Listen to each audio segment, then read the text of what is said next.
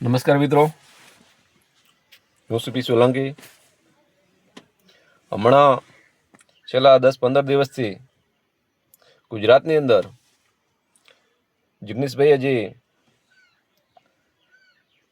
દારૂ, ડ્રગ્સ અને બિન અધિકૃત વસ્તુઓ જે બની રહી છે એના વિરોધની અંદર થરાદથી, શિવનગરથી કરી શરૂઆત કરી આખા ગુજરાતની અંદર જે ચિંગારી ગઈ છે અને આખા ગુજરાતની અંદર દારૂ, ડ્રગ્સ અને બિન અધિકૃત વસ્તુ જે બને એનો વિરોધ થઈ રહ્યો છે.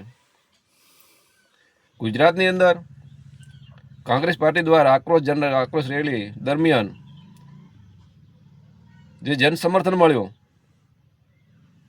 અને દારૂને લઈ, ડ્રગ્સને લઈ, જુગારને લઈ, બિન અધિકૃત જે વસ્તુ બની રહી એના સમર્થનમાં જાણે આખું ગુજરાત સમર્થન આપતું હોય ને એવું આપણે સોશિયલ મીડિયાના માધ્યમથી તમામ ગોદી મીડિયાને કોમેન્ટ બોક્સમાં જે જોવા એટલે ખબર પડે કે આખું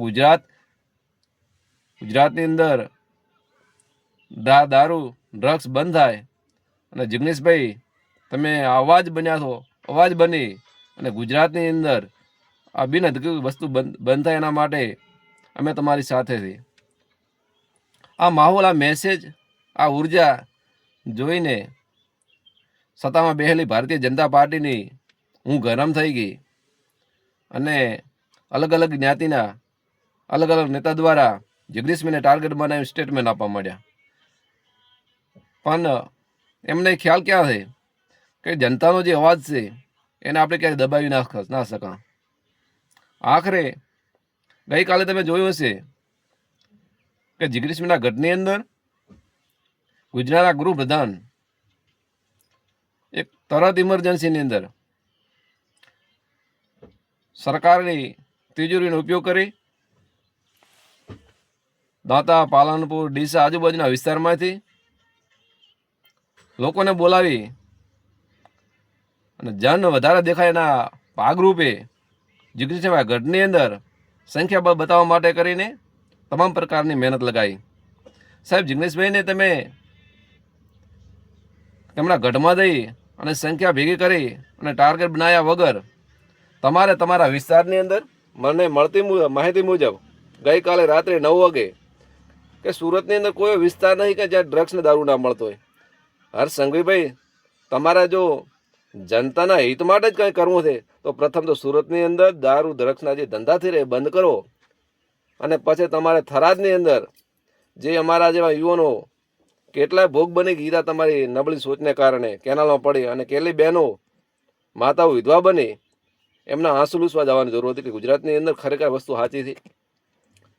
એટલે મહેરબાની કરી તમે આવા ભવાડા કરી અને કોઈ નેતાને ટાર્ગેટ બનાવ્યા વગર તમારે ગુજરાતની અંદર વહેલા ધોરણે આ બિન અધિકૃત વસ્તુ બંધ થાય એના માટે સંપૂર્ણ તાકાત લગાવી જો.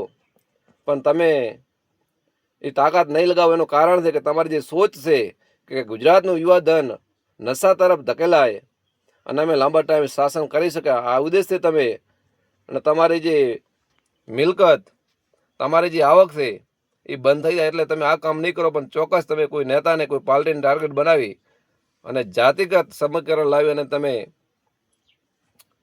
ખોટા વિખવાદ ઉભા કરી અને લોકોને દબાવવા માટે તમે સરકારી કર્મચારીઓ, સરકારીનો પ્રશાસનનો ઉપયોગ કરી અને અલગ અલગ બતાવશો. એટલે મિત્રો, અત્યારે જાગવાની જરૂર છે. તમે જોઈ રહ્યા છો ઘણા ટાઈમથી તમારી પાસે શાસન નથી, પણ એક તમારી પાસે એકતા, તમારી પાસે અવાજ છે, તમારા ભારતનું બંધારણ છે એના એટલે તમે જોઈ રહ્યા છો કે જિગ્નેશભાઈને ટાર્ગેટ બનાવીને આ લોકો કોઈ કાંઈ પણ કરી શકે એમ છે. એટલે આપણે પણ બધાની ફરજ બને છે. કાલે ભારતીય શિલ્પકાર બાબા સાહેબ આંબેડકરનો પરિનિર્વાણ દિવસ છે, 6 ડિસેમ્બર છે. તો આપણી એકતા, ચેતના અને એક મેસેજ આપવા માટે કે ગુજરાતની અંદર ગુજરાતની જનતા નથી ઈચ્છતી કે ગુજરાતની અંદર બિન અધિકૃત દારૂ વેચાય, ગાંજા વેચાય, દારૂ વેચાય, ગાંજા વેચાય, ડ્રગ્સ વેચાય, જુગાર રમાય. જે બિન અધિકૃત વસ્તુ નાબૂદ કરવા માટે, એકતા માટે અને આપણે ગુજરાત સરકારને એક મેસેજ આપવા માટે કરીને આવતીકાલે જિગ્નેશભાઈના નેતૃત્વમાં થરાદ ખાતે સાચોર હાઈવે ઉપર એક મહાસંમેલન બોલાવેલ છે. તો આ મહાસંમેલનની અંદર ખૂબ એકતાથી, ખૂબ સંખ્યાથી તમામ સમાજના યુવાનો, માતાઓ, બહેનો આવે અને આપણે સમાજ તમામ સમાજ થકી આપણે કહી શકાય, ગુજરાત સરકારને ચેલેન્જ આપી શકીએ કે સાહેબ, તમારી સરકારની અંદર તો તમારી જે ખૂટલ નીતિ છે, તમારી જે માનસિકતા છે, યુવાધનને બરબાદ કરીને લાંબા ટાઈમ શાસન કરવાની માનસિકતા નહીં ચાલે. અને આ તમે મેસેજ કહો, એકતા કહો તો એકતા કહો, અને લોક આક્રોશ કહો તો જન આક્રોશ કહો. એના ભાગરૂપે આપણે કાલે થરાદ ખાતે મોટી સંખ્યામાં એક સંમેલન બોલાવેલ છે, મહાસભા રાખેલ છે. તો તમામ સમાજના લોકો આપણે ત્યાં આવી અને એક આપણી એકતા બતાવી અને જિગ્નેશભાઈ તેમજ કોંગ્રેસ પાર્ટીના હાથ મજબૂત કરી અને સરકારને એક મેસેજ આપીએ કે ભાઈ, તમારા જે ગોરખ ધંધા બંધ કરો. કે આવનારા સમયની અંદર આ ગુજરાતની ગલીએ ગલીએ લોકો આક્રોશ કરી અને રસ્તા પર ઉતરશે. એટલે મહેરબાની કરીને તમારા ધંધા બંધ કરી અને ગુજરાતના યુવધનને બરબાદ કરવા માટે કરવાના જે તમારા બરબાદ કરવા માટેના જે તમારા વિચારો છે એને બંધ કરી અને ગુજરાત સમૃદ્ધ ગુજરાત બને અને આપણું ગુજરાત દેશનું સર્વ રાજ્ય બને એના માટેનું કામ કરીએ. અસ્તુ. જય ભીમ. નમો બુદ્ધાય.